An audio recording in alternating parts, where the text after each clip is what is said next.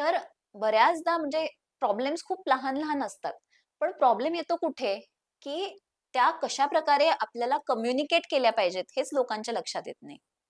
लग्न ही संस्था प्रेम आणि आदर आणि विश्वास ह्या गोष्टींवर पूर्णपणे अवलंबून असते. आपण नुसतं प्रेम म्हणजे एखाद्या क्षणी माणूस खूप प्रेम करतो आणि दुसऱ्या क्षणी शिव्या देतो. ह्याला प्रेम म्हणू शकत नाही आपण.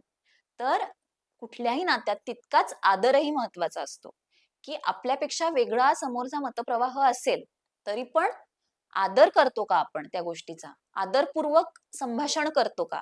हेही तितकंच महत्वाचं असतं.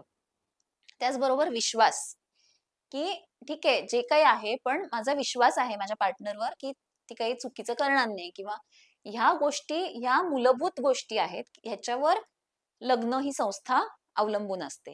जर या 3 पैकी कुठलीही गोष्ट डळमळीत असेल, तर मग अशा लग्नांमध्ये बऱ्याचदा प्रॉब्लेम्स येतात आणि मग ते डिव्होर्सपर्यंत गोष्टी जातात.